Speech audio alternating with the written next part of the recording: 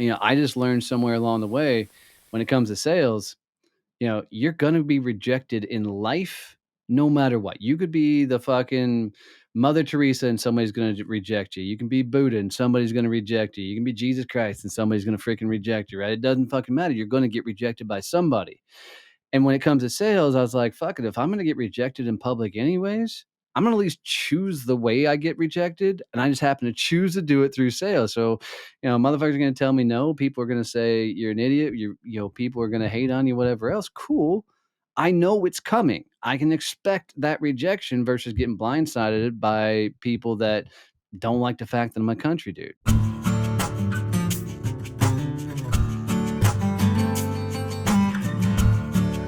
Hey, everybody, and welcome to the next episode of the Slow Smoke Business Podcast. I'm Jarrod Morgan, your host, and today I'm excited to bring on my new friend, Donnie Boivin, who is, I asked him, what would you like me to describe you as? A blue-collar guy that decided to be an entrepreneur. And it was like that Spider-Man meme where it's like, are we the same? Did we just become best friends? How you doing, Donnie? I'm good, brother. I'm good. With the small banter we've already done and the fact that I'm a little jealous that I'm not there while you're cooking. Yeah. Other than that, I think this is going to be a fun conversation. Be more fun to heckle you while you were cooking, though. Well, so you're going to have that opportunity. So Donnie's from Texas, and all hail Texas barbecue, right? For sure. And so I'm trying to be on my best behavior. So I picked something that Alabamians should be able to do with their eyes closed, which is poultry, not pork. That is the strangest looking freaking pork I've ever seen in my life. No, it's you can see on the overhead cam there. So it's poultry. I went for poultry and it came out pork. I guess that's what I really wanted. I should be able to nail this, right? So Donnie should have little to heckle me on. If I'd have gone brisket, that would have been suicide. Yeah, you'd have been over. It'd have been trouble. And we've been filming this for freaking 12 hours. Donnie and I are also drinking on a little something there. So he's got a military glass there. What do you got there? So I went with the Plantation Overproof. So it's 69% by volume. So I haven't heard of that one. Oh, actually. Dude. So I don't like most. I mean, the Overproof is the style of rum. It's anything over 100 proof. So 54% by volume, and I don't like a typical Jamaican Overproof, the white ones, but this dark one is really good. Wow. So, all right. So I totally did not expect you to bring rum. Oh yeah. Into the glass. So that's you said overproof, and I was like, what? Yeah. There's a bourbon style too for over 100%. I forget. It's called something too, but I forget what it's called. But between overproof or there's Navy proof as well. Navy proof is over 57% by volume. Whoa. Yeah, it's is that like a Navy as a reference to the branch of the military? Yeah, actually the British Navy is the one that started the Navy proof stuff. And then they kept the tradition up. And then there was once upon a time, even the U.S. Navy was handed rum rations. Wow. And so Navy proof, and they called it Navy proof because they would literally pour the rum on gunpowder to see if it would light to make sure the proof was the right proof. And that's where the term proof comes from. Shout out to the British Navy bringing us the good rum. All right, let's get this chicken on the grill. Like I said, so this was actually a Christmas present. I don't know if you're watching along on Facebook or YouTube or wherever you watch video podcasts.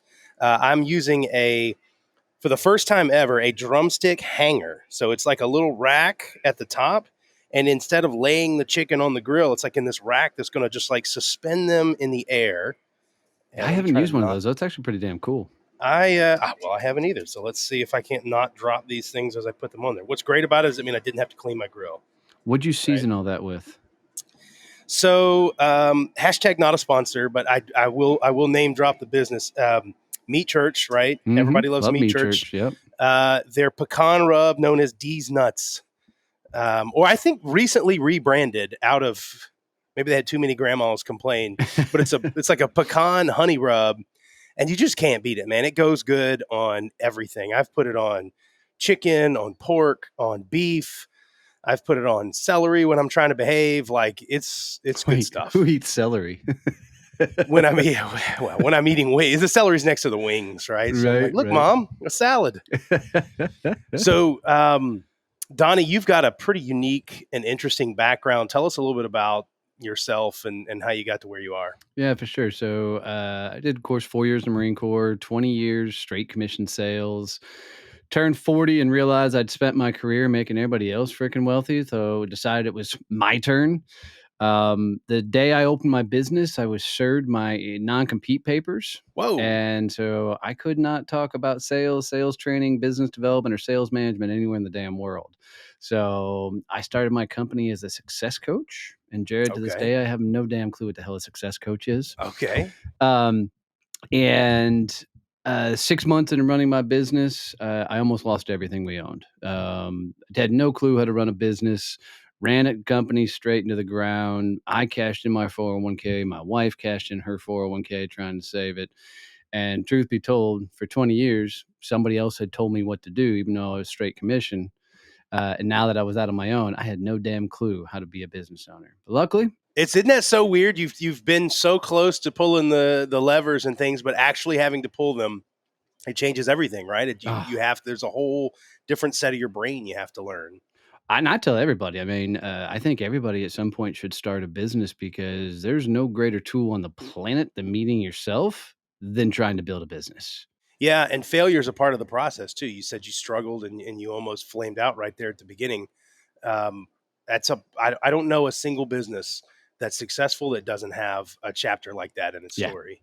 for sure, for sure. So, but I found podcasting in 2018, launched a show. It actually took off, found some success.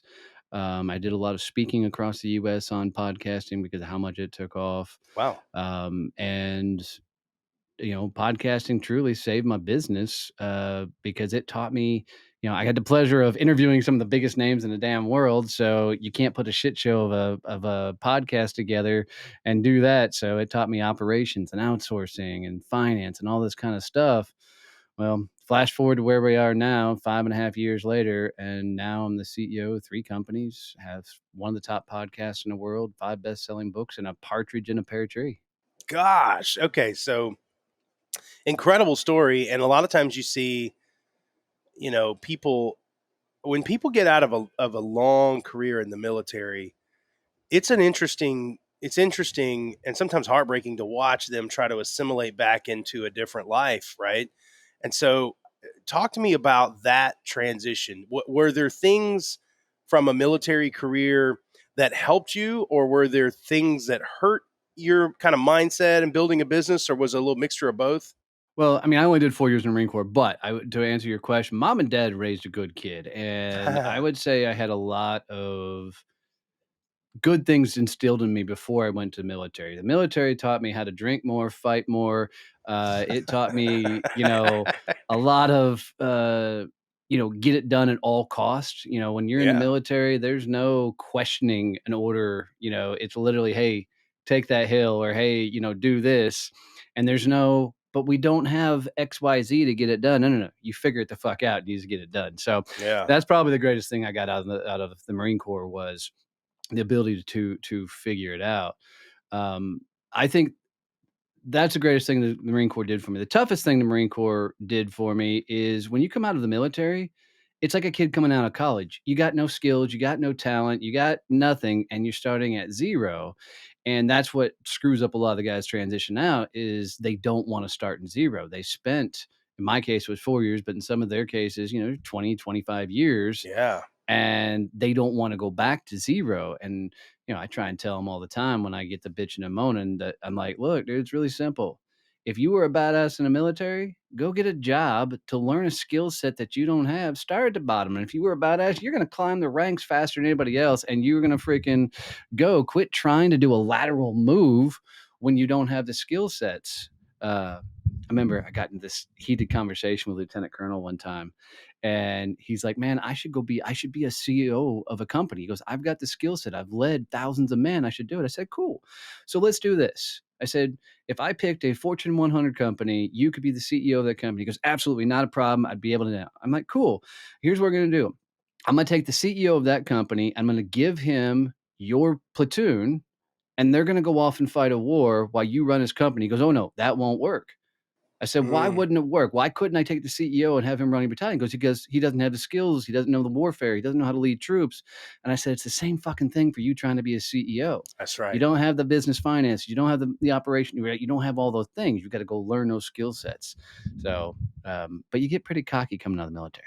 Well, and I mean, success breeds cockiness, right? I mean, Mm. success breeds hubris, where you think, I mean, history's littered with entrepreneurs that were really great at something and then pivoted and said, I'll be great at everything. And, we'll see how Elon does, right? Elon's one of those freak show guys he's like Motown there. He's had his early, was it Zip2 or something? Then he did PayPal, and then he's done Tesla, and now he's got 15 different things, and we'll see how he does with Twitter.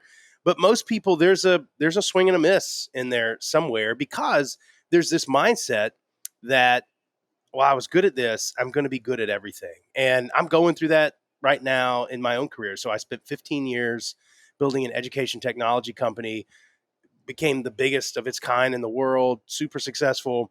Now I've started a couple of other businesses since I've left and retired from that business. And they're both in completely, I mean, could not be further different industries, right? I've got a hot rod shop now that we do classic cars, and I've got a paint business that sells really high end paints and garage floor coatings and things. And like, man, I'm back at zero, right? I'm Yep. learning, like, oh gosh, like I know the moves and the skill sets of sales and good pipeline hygiene and all that kind of stuff, but like I got to learn new products, and I got to learn kind of a new industry and what the competition is doing and everything. And it's you have to have the ability to humble yourself when you get into something new. The smartest people I know are people that are willing to admit they don't know something, or the smart, another way to put it is, the smartest people I know are the most curious, and the ones that are comfortable sitting in something that they don't understand. Because, you know real I always say arrogance comes from thinking you're smarter than everybody, but confidence comes from knowing you'll outwork everybody, Oh, and right? I'll even add to that, cockiness is a good surefire way to be humbled very hard. Yeah, yeah. It's because, cockiness comes from thinking you have something that just is better than other people. It's like a birthright or something you're born with. And real confidence, like you look at athletes like Jerry Rice, right? One of the greatest wide receivers in the NFL history.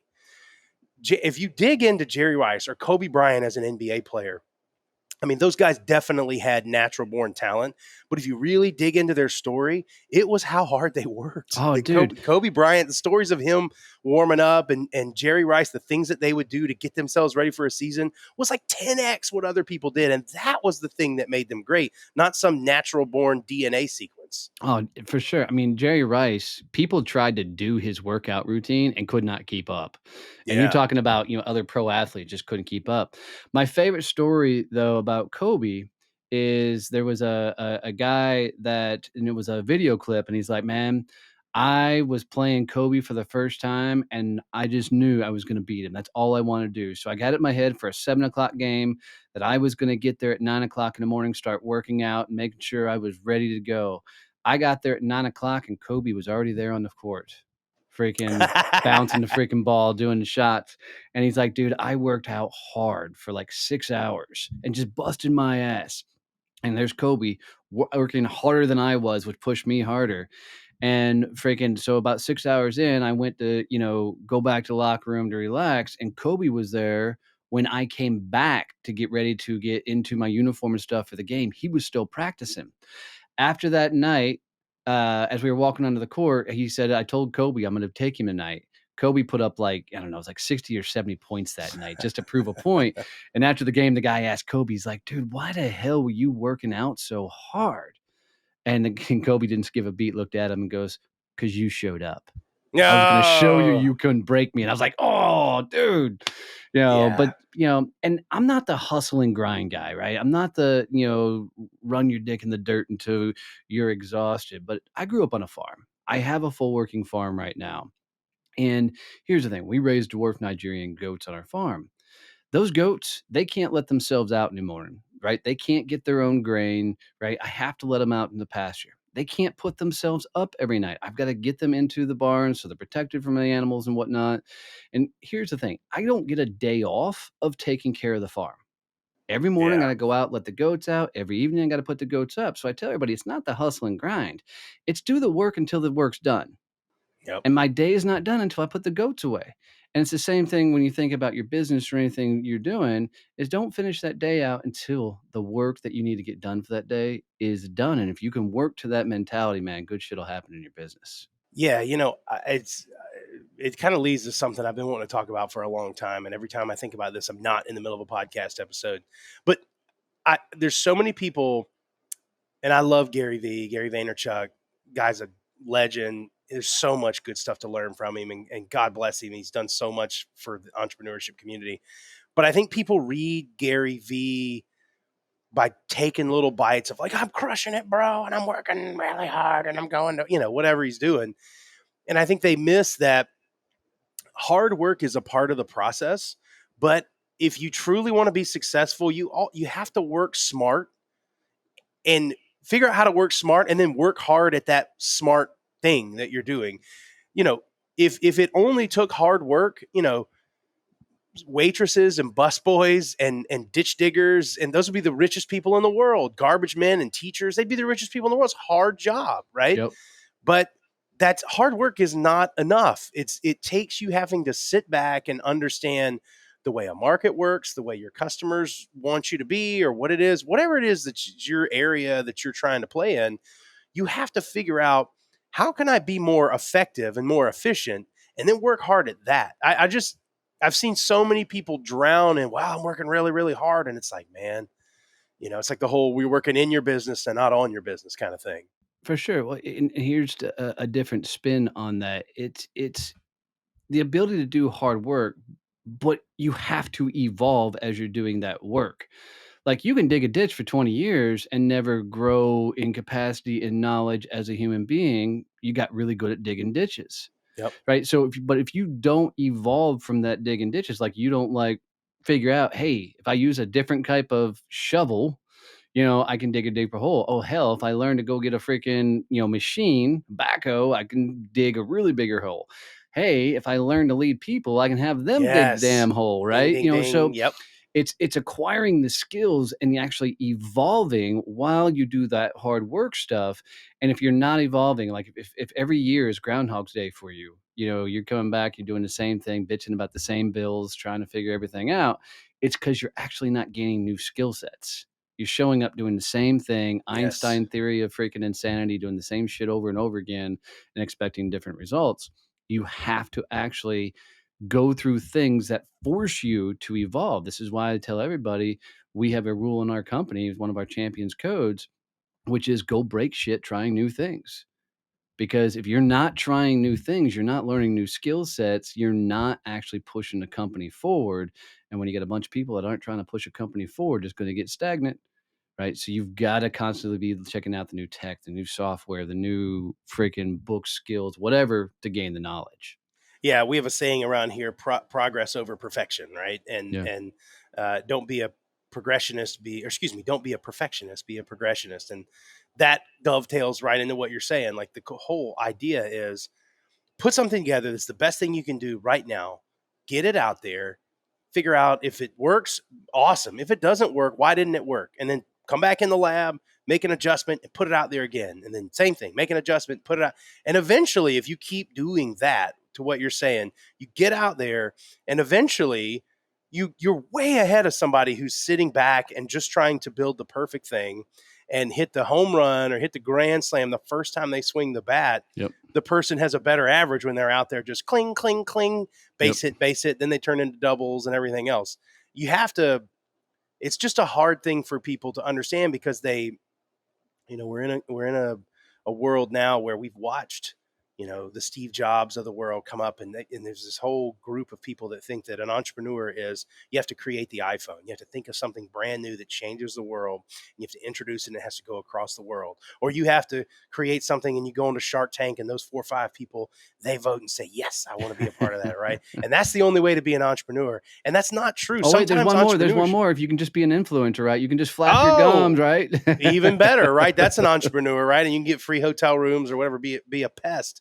I mean, the truth is, entrepreneurship can be found solving boring problems, right? Anytime you find, I mean, there's entrepreneurs that make tons of money, like in waste management and garbage collection and recycling and lawn care and boring businesses that it's, oh, that's not that exciting. But there's money to be made if you're solving a problem. Oh, man, I was watching, an episode of Dirty Jobs, and I love Mike Rowe. I just love his Oh, philosophy yeah. on life, and he was interviewing a pig farmer in Vegas. Now, this pig farmer got all the freaking leftover food from the casinos, so you're talking about filet mignon, I mean, like, ridiculous food that from from the hotels, and that's what he fed the pig, and so Mike's out there with this guy, and they're standing in knee-high freaking slop, and he's like, "I gotta know, did you really think that you were gonna run a pig farm for the rest of your life, and that was, like, your dream growing up?" And the guy was like, "No, he wanted to be, like, an astronaut or something." I don't remember what he said.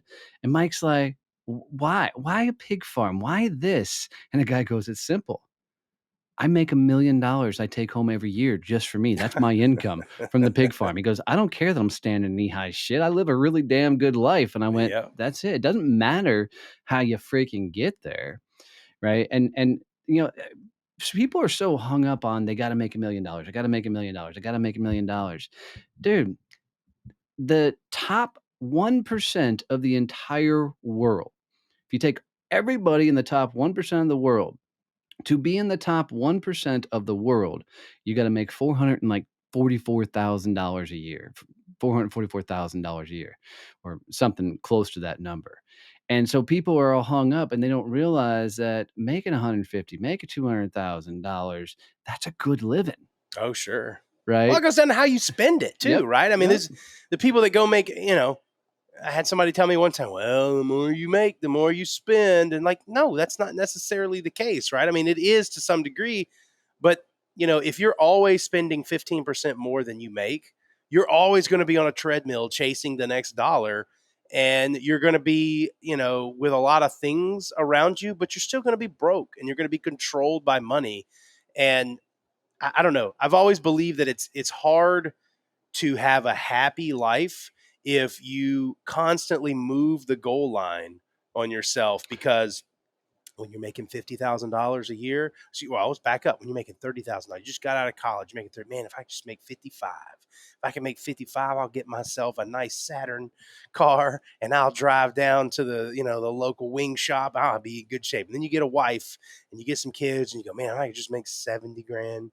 And you find yourself 15 years later going, gosh, if I can just make 325, Right. and you go, wait a minute, like, you blew past all these moments where you could have stopped and said, I'm going to create a lifestyle around myself where I don't have the pressure breathing down my neck. I'm happy with what I got. And I don't know. I came up from the Dave Ramsey sort of school of thinking of finance. Like, when you constantly put yourself in a position where you keep borrowing money to have the trappings of a lifestyle that's 2 steps further than where you actually are, it's really hard to be truly happy because you're always on that treadmill. Yeah, for sure. For me, it's really simple in regards to how to play this game and how to figure it out. I mean, the for me, I grew up blue collar as hell. Dad was a truck driver. Mom worked in factories. So, in my world, you got a job, you worked for other people, and that's just how it was. And so when I launched my own company, I still took that mindset of almost a paycheck to paycheck type mentality into my business, and it really cost me early on. And what I found out is I had two choices.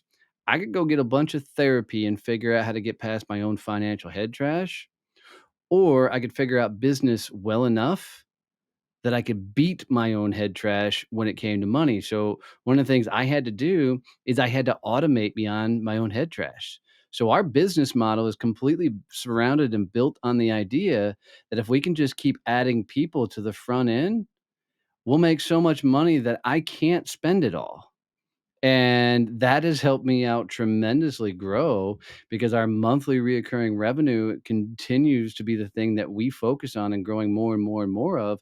And as long as we continue to automate beyond our own head trash, now I look at money from a completely different perspective because now it's okay. I know what the bubble is. I know where we got to get to. I know what it takes to get there. And when we get to the different, plateaus and levels we're trying to get to, cool. I know what we can do with the money at that point. But the whole goal is to continue to make more money than I can actually spend Yeah. while learning to continue to be a freaking business owner. So for most of you people out there, if you're not looking at your monthly reoccurring revenue and how to add more of that to your business, And spending less than that number too, right, right? right. Keep increase, but that's how you move up. You don't always stay ahead of it; you stay behind of it. I do want to point out the word head trash is outstanding. I don't Oh, know if thanks, that's a dude. Donnieism, like It's not. I worked for years for a company called Sandler Training, and Dave Sandler, who came up with that business model, I think he's the one that actually coined it, but it's just been the coolest word I've ever seen to really wrap your head around what's going on between your ears. let's get a quick chicken check before we. That's a Jarrodism. All right, that's looking pretty good. I don't know if you can see it on the side angle too. Yeah, they're starting to brown up a little What bit there. This temperature are you little cooking them at? so I'm at 350. It's actually 385. It's a little hotter than I'd like it to be. But I'm pretty happy with that. It's okay. I like to try, the thing about this show, I've never done brisket on the show, whatever, because it's hard to do things that take longer than an hour to cook. Do a Texas crutch. What's that? I don't even Texas crutch. Sounds like a finishing move in Yeah, wrestling. it is. It very much it's finishing moving brisket. But with a brisket, you do whatever long cook you want to do. But at the end, the Texas crutch is you get butcher's paper, the brown paper, and for your last hour, you wrap it up in the butcher's paper, and that holds all the moisture and everything in. So when you do an interview, you're actually have it's already cooked for the most part. You're just finishing it in the butcher's paper, Oh and then my what most god. people do that last hour in the butcher paper, and then before they eat it, they'll actually throw it all in a cooler wrapped in a towel to let Oh, it now I've seen rest for that. that Yeah. last hour. But it's all in the butcher's paper is the magic of. And they call it the Texas crutch because that's what allows it to retain all the moisture and makes it for a really juicy cut. That's why people hate competing against the Texas brisket guys because they all use the freaking Texas crutch. Okay. So next episode, we're going to start a band called Donnie and the Texas Crutch, and then we're gonna do some brisket, right? Because Yeah. that's so I've seen people do that, but I don't think I really realized that was speeding up the process. I just thought that was a way to make it really tender at the end. Both. Okay. You know, um, I mean, my ribs that I don't do like there's a 3-2-1 method on the ribs, and I don't do a 3-2-1. I cook my ribs in about 90 minutes. But my favorite thing to do with ribs is I'm gonna get about halfway through and then I'm gonna wrap them because it gets them really juicy. But I don't like a sloppy rib, so I will, get about 45 minutes in, I take it back out of the foil, usually foiled unless I have butcher's paper, and I'm gonna finish it on the grill. I don't like a fall off the bone. I want a bite to it. Yeah, it's got to have a Um, little pull to it. yep, Yeah. yep. Oh man, now I'm getting hungry. Let me go bite some of this chicken and get some salmonella. Uh, so tell me about your business specifically. Success coach. That can mean a lot of things. What do you do exactly when somebody contacts you and they say they need help with their business? Yeah, no longer a coach, because I just didn't like doing it that much. So, Oh, okay. we run a business mastermind where we teach business owners to how to scale their businesses. We have the Badass Business Summit, which happens here in Fort Worth, Texas, every September, 3 days, 17 speakers. Um, and Wow. it's a conference that you don't sit down and take a shit ton of notes and then go home and try and remember what you did. It's a conference surrounded around the idea that you're going to work on your business there. So by the time you leave, shit's already working and firing in your business. Right? There's no pitching from stage, none of that BS. It's there to network and freaking let's grow your damn company. But our biggest line of business right now is Success Champion Networking, where we run a mastermind peer group that happens to have a networking problem. So we bring together small service based business owners to virtual meetings each week, and we focus on growing their businesses, help them get introductions and referrals. And we're currently the fastest growing networking organization on the planet, Wow. and having a lot of fun continuing to build that out. So it's service-based businesses and people that just need to connect with others. Yeah. So think about you're a business owner and you want to get around a bunch of other people that are going for it, right? They're really trying to build a big business. They're really trying to go, right? You want to find yourself in those rooms where the people in those rooms challenge and push you. So that's kind of the basis of where we came up with everything. And then from there, it's around this idea that if we can teach you more business, we can teach you to be better. And while we're at it, can we open some doors for you? Maybe you open some doors for us, and we work on literally growing each other's business. Man, you bring 20 people together that are focused on, let me go out and grow my business, bring those contacts and connections back to here. Shit, man, business Wow. just blows up. And because more and more people keep finding out what we're doing and what we're creating, what we're building, we've had to add a lot of infrastructure, a lot of staff to keep up with our growth. Because as it's been said several times, we fixed what everybody hated about networking, and it's working really well. And some days I feel like I'm riding a bolt of lightning and just holding the hell on. When you have these events, so you have one a year? So the summit's one a year, Okay. and then the group meetings, they're every week, so virtually every week. I see. Okay. And So then in person, the summit is where, in Fort Worth? yeah, it's in Fort Worth, Texas. We'll take over an entire hotel, Woo. How many and people come to that? we max out this, so this will be the last year we'll do it. So we'll be 150 at this event this year, and Wow. we're maxing out the hotel. It's a TCU football weekend as well, so Oh, wow. we're paying extra for the rooms this damn weekend. But um, the we're close to capacity already on ticket sales, and we're months out. Jeez. Wow. How many years have you been doing this, the summit? So this will be the fourth year for us. I mean, 4 years in and you're already at capacity at 150 people. That's incredible. Yeah, thanks, dude. It's been, the funny thing is, I didn't even know we were going to do our conferences. Two things kind of played out. One, I was fighting to get on everybody else's stages, and that sucks. That's a lot of work trying to get on somebody else's stages. So I was like, fuck Sure. it. I want to build my own. But Yep. I was doing a live one day, and I don't know, it was 150 people watching a live, and somebody goes, "Hey, I've got a speaking engagement for you down in San Antonio, Texas." I'm like, "All right, cool. Send me the information. I'd like to learn more." And other people on the live or in the chat are going, "Well, hell, if you're going to go down to San Antonio, I'll just drive down and come see you speak. I'd love to see you speak." When it started turning into like 20 or 30 people were like going to go, "Hey, we're all going to just carpool down. Hey, if we're 20 of us are going to carpool down, then why don't you just get a room and you can just do an extra speech for just all of us?" And I'm like, "Wait, hold on. San Antonio is 4 hours south of me. I'm not gonna go try and put on something that's 4 hours south of me when I can do it in my own backyard." I'm like, You're "So right.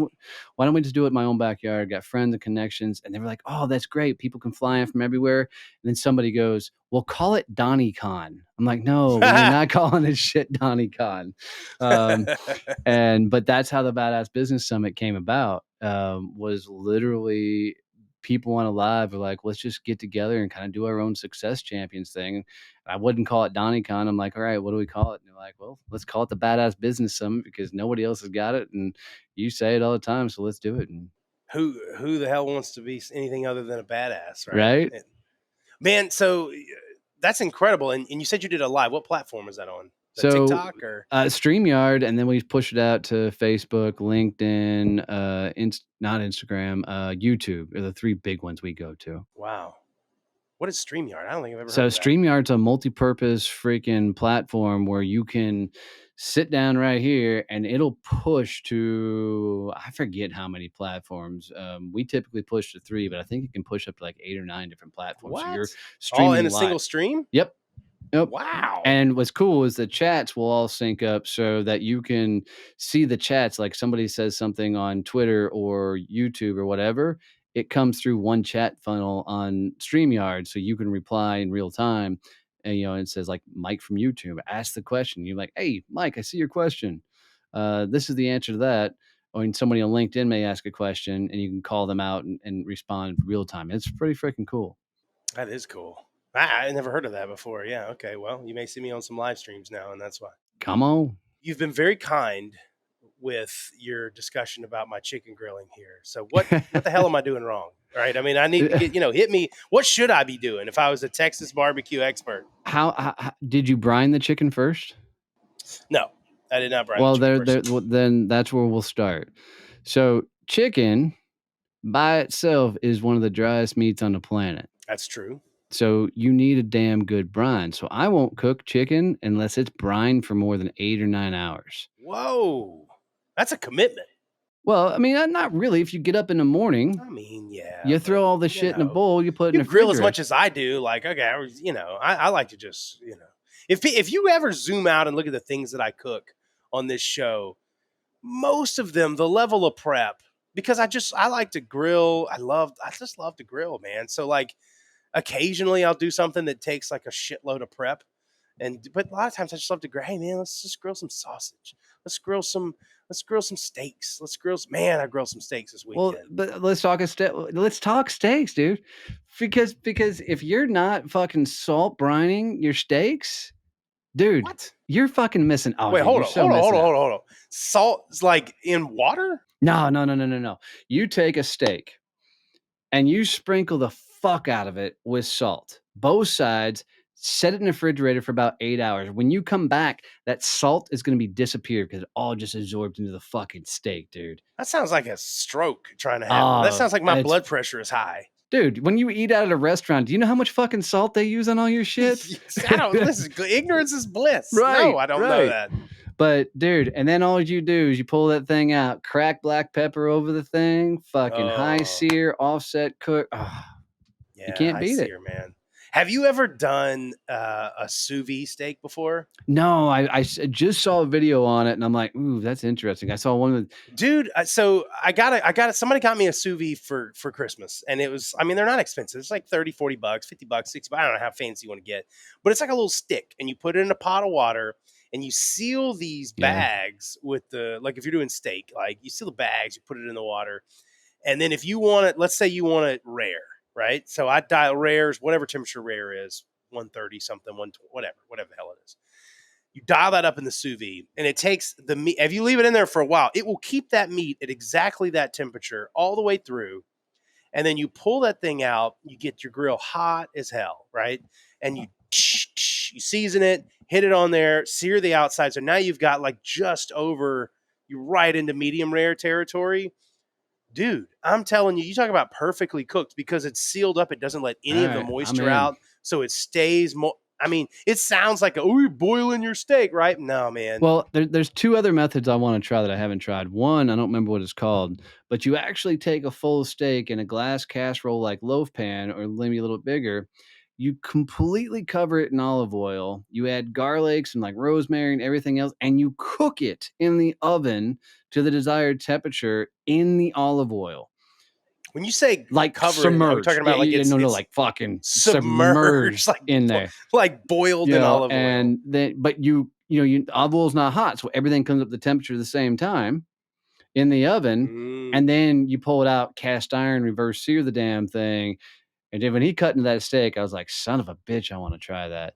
The wow. second one is I got a buddy that has turned me on to there is aging bags. So, like, you when you do, you hang meat and it freaking ages for a couple of Yeah, like dry a age, dry yep. age. So you can buy these bags for it that you do it dry aging in the refrigerator, and you can put any red meat into these, and it's gonna dry it like it would be hanging in a freaking meat locker. And this dude, when you watch him put his stuff on Facebook or whatever, you're like, "Holy shit, that looks good as hell." But putting in like a bag for like 7 days in your refrigerator, I mean, who wants to stare at a steak that long without eating it? But, those are the 2 methods I wanna try, I haven't tried yet. I've never tried to dry age my own Oh, steaks, I've right? had them And in I mean, just restaurants because and it they're just, fucking insane. oh, they're amazing, right? But I think the process of doing that and then wasting all of that outer cut as you sort of get to cut off all the nasty part on the outside because it's old Right. beef, and so you're. But it makes a good steak. My wife and I went to Charleston a couple of weeks back. First time we ever been to Charleston, South Carolina. Great, by the way, great city. if you've never been there, or if anybody listening has never been there, holy crap, check that city out. Like, just the history. It was, it's just kind of city you just want to put some, some boat shoes on and some white shorts, and pour yourself a little drink, just walk around. Oh, this is a southern, like you just walk around, shopping everywhere, good places to eat. And there was a steak that we had there. It was like this Kansas City, like bone in, dry aged. It was, literally top 5 steak I've ever Oh, eaten in my wow. life. Love Incredible. that. And I'm blanking on the name of Of the course you are. place, right? That we Everybody's went like, to where the because fuck is I want to go? yeah, we had a couple. What was the name of that place? Well, on the farm, we just got into quail. So I'm now raising Oh, quail so we'll process our own quail and everything. But let me tell you, quail that you farm raise yourself and do on a yeah. grill, wrapped in bacon, freaking put a jalapeno little cream cheese, wrap the quail around it, wrap that all in bacon. Oh Whoa. my God, is it freaking insane? Never cooked a quail. So what do Same you do? process, just like chicken. So you spatchcock it. If you don't know what Okay. spatchcocking is, you're cutting the spine out of the damn thing so you can lay it flat. Right. And Yep, flatten it flatten it out. out. Yep. Season it just like you would. It just cooks a lot faster than chicken. So same thing. I'll brine it for at least 2 or 3 hours, and then once it comes out, it's freaking high heat cook, fast cook. And the way I cook it is I'll take my Weber and I'll charcoal it, and I've got a little Ooh. cone device. You put the charcoal in the dead center of the grill Yeah. with the cone, and then you can put the quail all around the outside, so it's not actually sitting on the heat. Put the Wow. lid on, you turn the lid about every 7 or so minutes because it changes the direction of the way the heat flows through the Weber, and man, you'll have some of the best bird you ever eat. Obviously quails are small, Yep. right? And so if it's you, let's say it's you and one other person eating, how many quails would you cook? So the other day it was me, my wife, and my mother-in-law who I built a house on a farm for Okay. her. 7 quail took care of us all 7. Okay. because I ate 3, they ate 2 each. Okay. Man, that sounds good. You need to you brine it? You Yep, talked yep, about brining yep, earlier. yep. So, Just a regular salt brine? I I do a soy sauce brine. So I've found that soy Ooh. sauce works better as a brine than salt. You don't have to worry about getting the water super hot to melt the freaking salt away. So you just pour a shit ton, and we use tamari, which is a gluten free. My wife's gluten intolerant, a gluten free soy sauce. And depending on how big I'm going, I'll just use water and a shit ton of soy sauce and call it a day. Damn, that sounds amazing. And it's nice, dude, because you can set it up in the morning and then it's brining all damn day. So, but if you want to, grill in the evening, you're still your typical 35, 45-minute cook on whatever you're cooking.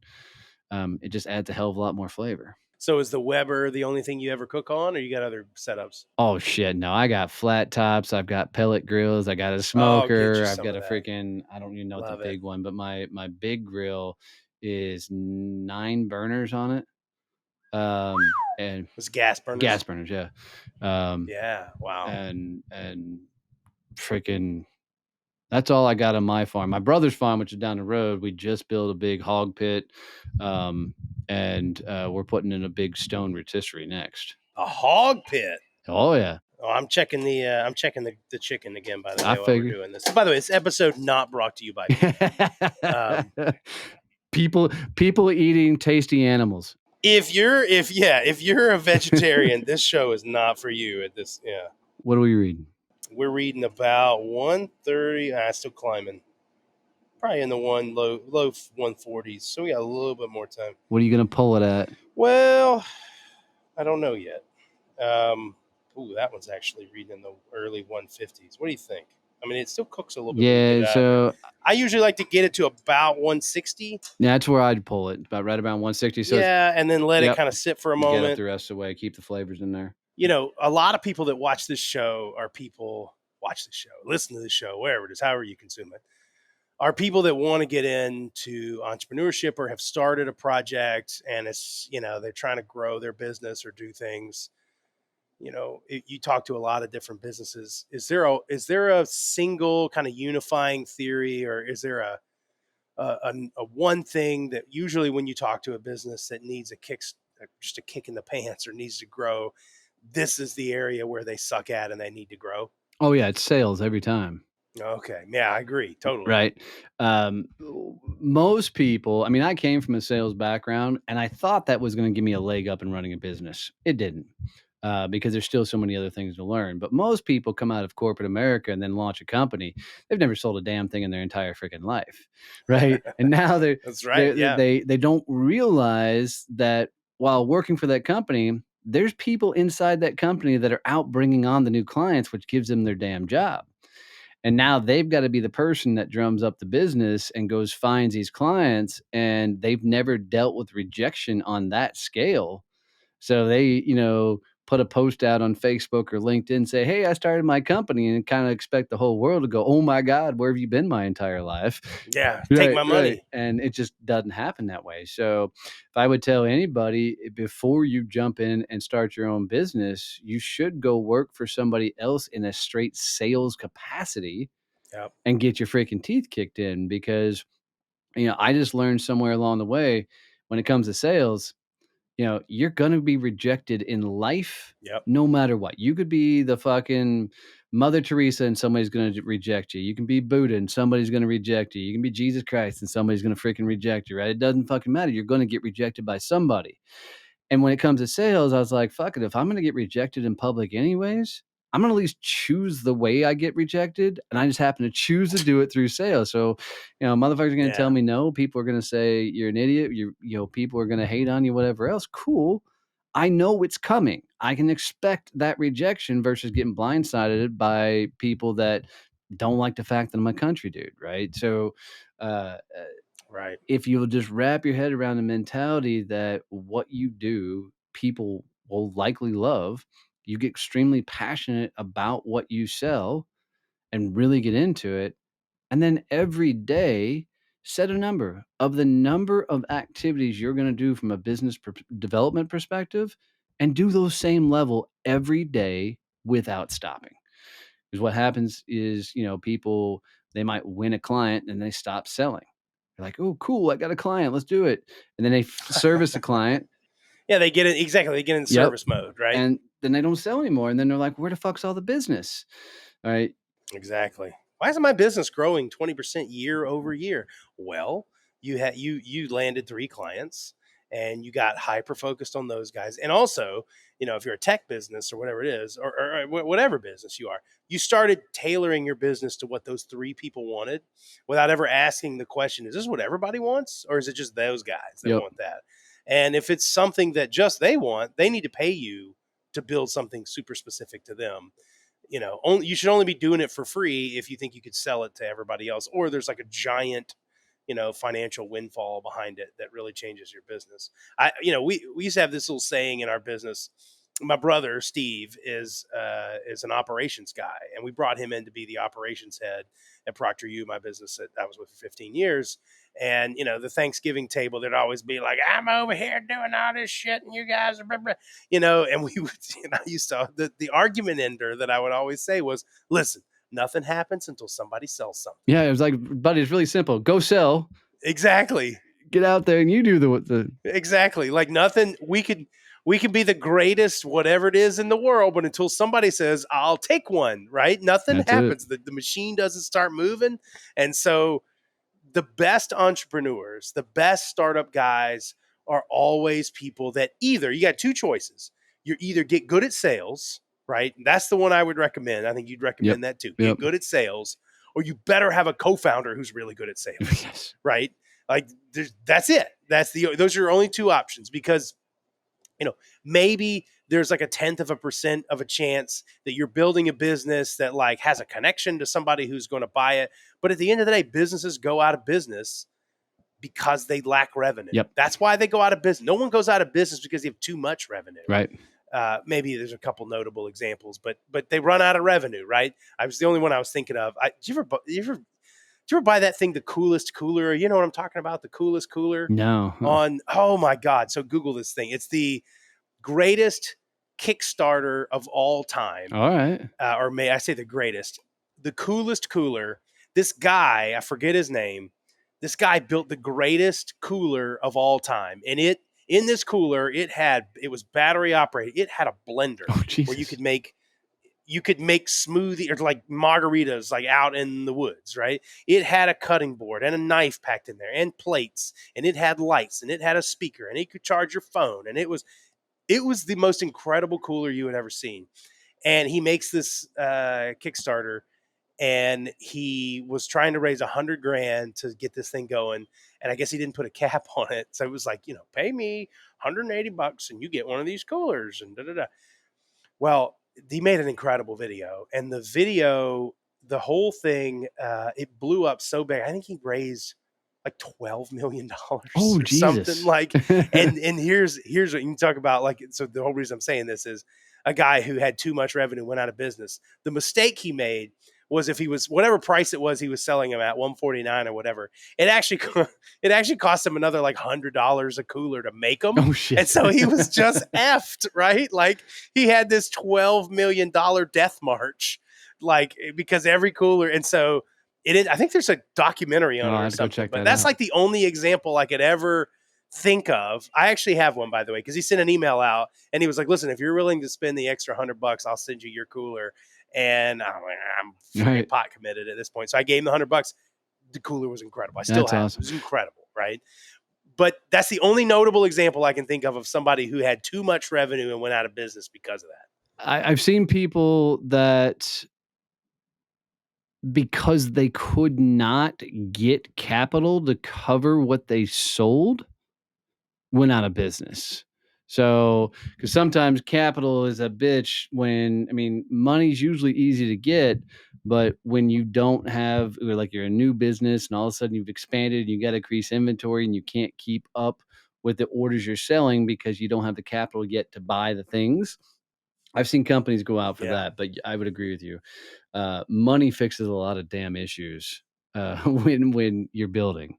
Yeah, for sure. And I mean, and even in those situations you're bringing up, it almost is like a lot of times you can find a way to get people to prepay for things, or to just try to, like, if people are willing to spend money, as long as the economics, your unit economics work, right? I mean, I'm buying it for X and I'm selling it for Y, and Y is acceptably larger than X, right? Then it should all work in theory, right?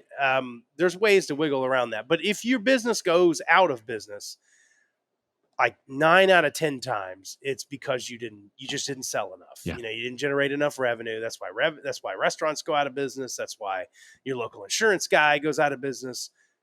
Tech business, everything. I think it's a lot of your business owners think that they're going to get to this place where they can just plateau, right? They're in their head. They're like, if I could just, close 2 more deals, then I could stop selling, right? And it's that type of mentality that's kicking their ass Yeah, because, especially if you're the founder, you're the original person that came up and started this business, nobody's gonna ever outsell your ass. This is your baby, right? that's true. So That's the so truth. you're gonna have to get out there and go sell. And I know there's people listening to this or watching this, and they're like, "Yeah, but I'm just not a sales guy." Get over it. You spent your entire well, Oh, I you mean, better go find one. but everybody spent their entire life selling shit. They just didn't call it sales. I mean, they've convinced their buddies to go watch movies or eat at a particular restaurant. That's all sales. The difference being is now there's an emotional attachment because they're asking for somebody else's money and they don't like it when people ask them for money. So they put their own head trash in somebody else's pocket and they think they're a grease ball if they ask somebody to do business with them. And the truth of the matter is people wouldn't be talking to you if they weren't interested in doing business with them. So you're not selling them shit. You're just helping them make a damn decision on whether or not they should go with you or somebody else. Yeah, I mean, the best salespeople too are problem solvers. Like, Right. I spent a long time sort of honing my sales skills, and I learned over time that if you were willing to go talk to somebody and start, like, the worst sales guys are the ones that open up the trench coat and they're Yeah. like, "Hey man, I got it in red and blue and green, and which one do you want? Well, this one's great. It's a great product." And blah blah blah. Those are the shitty Yep. ones, right? The ones that are great are the ones that sit down with somebody and they say, "Hey, tell me about your business. Tell me about your whatever it is that you're selling to. If you're selling the business, hey man, so we've got this. If you want to see about our garage floor company and our paint company, it's called Tough Dog, TUFFDOG, Tough Dog Garage Floors and Tough Dog Paints, Tough Dog Coatings. And we'll go in and we'll ask somebody, hey man, tell me about your garage. What do you mean? What do you do in there? Park cars. Do you ever store stuff in there? How long you to live in your house? And they just start talking, right? And next thing you know, you understand what it is that they want. And we're not always a fit for Right. everybody, because Tough Dog actually sells high end. Right now, we're getting ready to get into the outside coatings, but the garage floor stuff is like high end coating. It's not cheap stuff. It's not the stuff you buy at Home Depot. So it's for people that are spending time in their garage. They're doing their car, doing car work, and it needs to stand up to oil. They're going to be in there. It's got a 15-year warranty. And so I got to find the people that say, like, yeah, this really matters to me, right? And it's better for me to do that work than to just fire my sales pitch at somebody and they go, no, and we move on. It's so much, I don't know. We do so much better when we get to know the customer and understand what success looks like to them. And then you figure out if the thing that I'm trying to sell actually can bring them the success they're looking for. And if it does, then it's your job to explain it. If it doesn't, you got to back away, because you lose credibility there, and then you become the sleazeball. Dude, I gotta introduce you to my buddy Tony Watley. So Tony's an entrepreneur's entrepreneur. He's a dude's dude, and he goes to war against the way the government does business. I mean, and really fucks up as small business owners from time to time. And I love his stance on a lot of things. And I interviewed him on my podcast a couple of times now, but he's a car guy. And like he built a Oh, multi-million-dollar freaking car company. I forget what all it did, but now, I mean, if you go look at his social media posts, it's nothing but cars. I mean, and so his followers are all. You should bring him on your podcast and interview him. hell He'd be yeah. a Let's hell of bring a. him on there, man. He's a good dude. And he's got such a cool philosophy on life. He'll remind you of kind of Andy Frisella, Alex Hormozy mix, just a lot more toned down.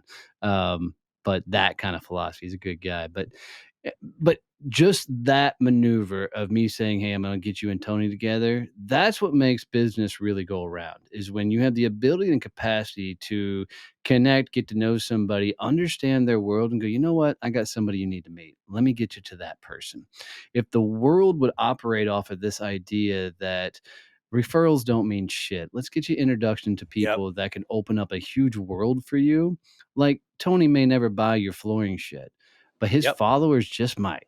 Yeah. And it's one of those things. If you can get his brand and your brand aligned, good shit's liable to come from that synergistic relationship. And people are so selfish in nature. They're always looking at the world of, well, I can't sell, so I need you to bring me business. So who do you know that I need to talk to? And it's the complete opposite of what they should be doing. They should be out selling, growing their Roll. Rolodex, get their Rolodex. Oh, shoot. If that's not a blooper reel, I'm going to be pissed. But but getting their contacts filled up, and so they become an influential person. I'm not saying an influencer, but an influential person, because they have the leverage of having a massive network that they can introduce and put the right people together. Yeah, I mean, if you think about like what that does, right? What that does for the person that you just made a connection for. So me, right? You just said, "Oh, let me introduce you to what does that make me see you as subconsciously? It's a problem solver, Yep. right? I mean, you just said, "Oh, dude, you need to get." And so I now am subconsciously thinking about Donnie as, man, Donnie's got answers, right? Donnie's like, "Oh, you should be here." So then if there's a something down the road where I'm interacting and now we're in a sales pitch and you're selling me on something, I've already figured you out as a guy who's trying to help me.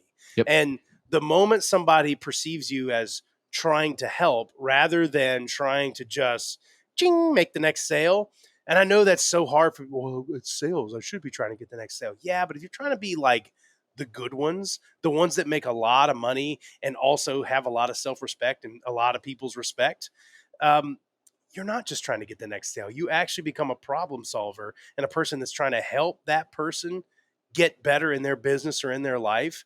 And when you get perceived as that, then you're not even really doing sales anymore, right? You're Yeah, just for helping sure. them, and it just happens to be something that benefits, what your mission is. Yeah, dude, I agree with that. I think the greatest salespeople have two amazing talents that they've learned.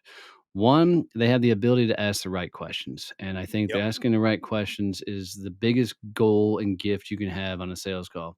Two, they're willing to walk away from a deal that's not a good fit for both people. Mm, And the ability to be able to look at somebody and said, I know you really want what we sell, but it's really not what you need. Let me get you to where you need to go.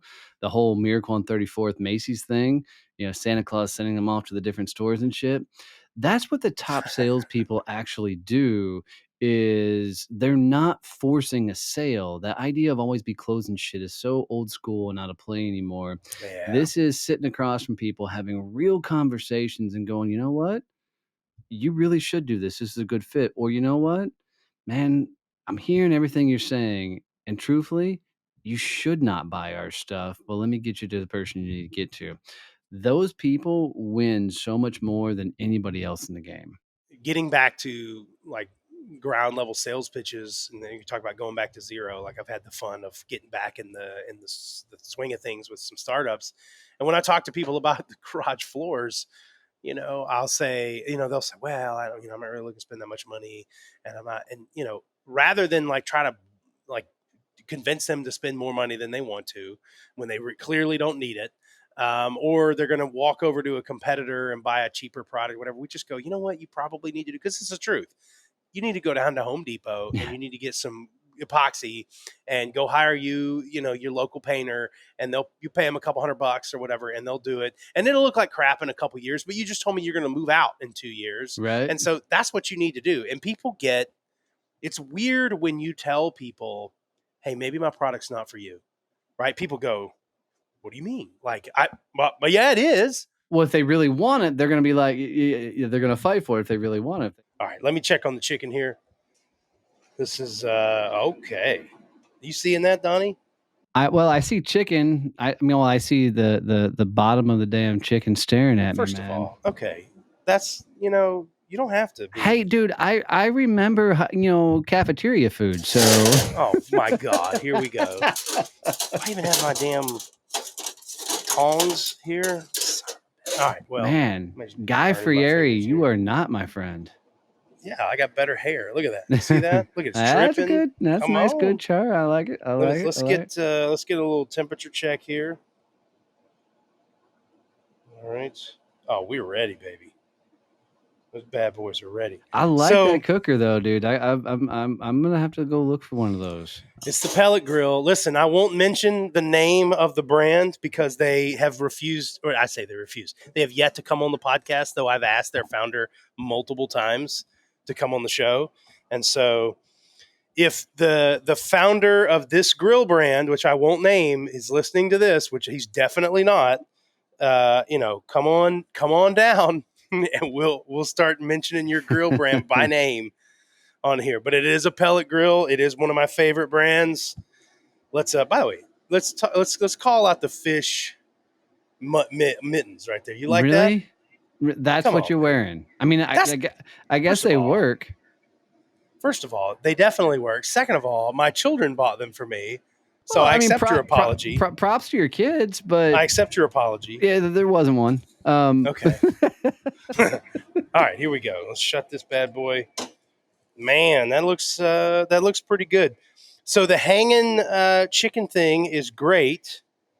I'm not 100% sure that it's better than just laying them on the grill. Well, I mean, they're not burnt. Joe, sorry to interrupt. Joe, just bring them round in front of your camera so we can see them, because we're struggling to see them. Oh yeah, you got it. We should just leave that. Can we leave that in the edit? By the way, whoever's editing this episode, Alex, our British producer here, who says cheers a lot. Who says cheers a lot and also thinks Alabama white sauce is spicy. It's spicy. I sent him some stuff, and look at that. We're gonna bring that around. Dude, look how juicy that is. It's everywhere. All right. Tell me you got some foil close by. I have some foil in the house. I do not. Dude, well, I tell you is why the chicken's rested. If you would put a foil tent over that damn thing, it's gonna retain the moisture in there. I'm pitching a tent right now, that's for sure. Wow. I should have said that.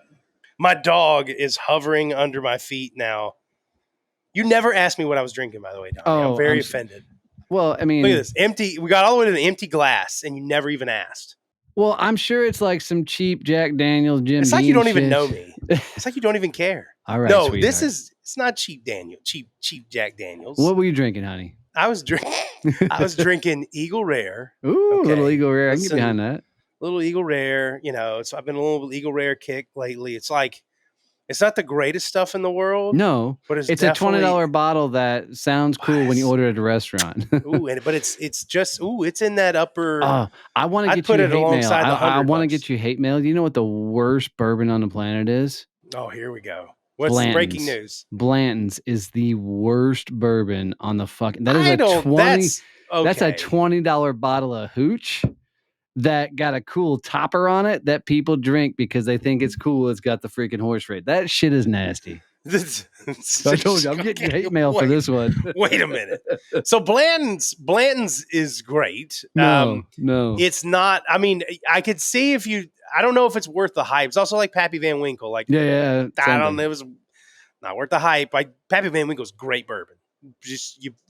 But it's good. Whatever. But it's not. It's not the price that you pay for Pappy Van Winkle, and the price that you oftentimes find yourself paying for Blanton's is kind of like, okay, like it's not that good, right? It's good. I like Pappy, I like Pappy better than Blanton's, but shit. He's allergic to bad bourbon. I'm gonna die. He's allergic to bad bourbon.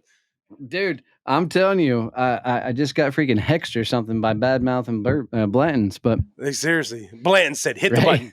But I like Pappy Van Winkle a lot better than Blanton's, but they're both a $20 bottle of hooch. Yeah, but Pappy Van Winkle, I saw. So there's a charity event here in Birmingham where I am called Bourbonham. Great, it benefits the Multiple Sclerosis Society. All right, you're gonna have to interview my brother. So my brother owns Bourbon Nation on Facebook. There's over 100,000 freaking people in that thing, and he's one of the founders of it. Sign him up. Where you at, Alex? Tell your people. Let's go. So Keith Boivin, you guys will geek out. But continue on about the nonprofit. My point of that is, so we're at so as soon as I said multiple sclerosis, he was like, let me stop you and tell you about the for-profit thing my brother's doing. So they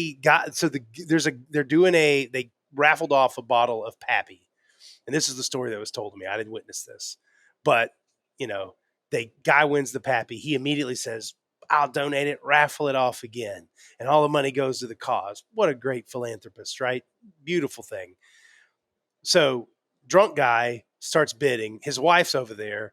She's very upset because it's getting up there. And I don't remember because it was a bourbon festival, but I believe it got to $9,000, right? For this bottle. Okay. And so he wins this bottle of Pappy, and the guy he's having a good time. Like he's had a lot. And on his way out, he's got his celebratory Pappy, drops it and breaks it. So, sir, we appreciate your $9,000 donation to the cause. Wow.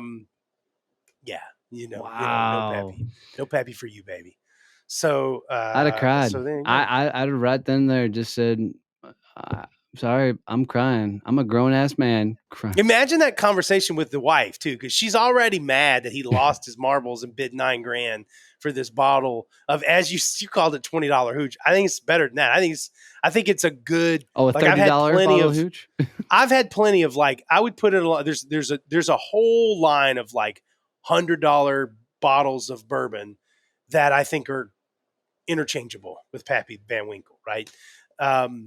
And that guy broke it. So imagine his wife's already mad, and then he breaks it. I'm like, oh man, dude. My one funny story about having a raffle is I was sat on the board for the Greater Fort Worth Builders Association, and they asked all the board members, like, you got to bring a bottle of hooch. It's got to be over $50. We're gonna throw it in a Yeti cooler, the big 120 quart Yeti cooler, and we're gonna auction the thing off, $100 raffle tickets. So I'm like, all right, cool. I'm donating to the board, whatever they else. So I drop $1,000 getting 10 tickets for this damn raffle. Realize I'm giving back. As they pull the ticket, the executive director over the entire foundation goes, well, we know he's been eyeing it all day long, and they pull my freaking number. Dude, it was something like $4,000 worth of freaking liquor in this 120 quart cooler. And they looked at me and they're like, hey, you going to turn around and auction those bottles off? I'm like, fuck no, I'm taking all that shit home. Oh, no. Yeah, right. I sure as shit. I took that whole damn thing home, and dude, we had liquor for days. That's a little crappy though. Like here you are, you win this raffle, and they're trying to shame you into the. I mean, in truth, it was all for a nonprofit. Basically this associated to this thing. I could have raffled it back, but in the back of my head, I'd already given them so much money over the years. I'm like, I'm taking this win. Yeah, taking that W. Donnie, I could sit here and talk to you for hours, man. This has been a great moment for me to drink bourbon that you never asked about. Grill some chicken to an acceptable temperature without brining them, as you've pointed out very meanly. And Jarrod, I didn't know you were so sensitive, my friend. I swear, I've already texted my therapist before we got off this episode about how Donnie's. This is podcast bullying, man. No, seriously, this is a great time talking to you. I'd love to have you back on.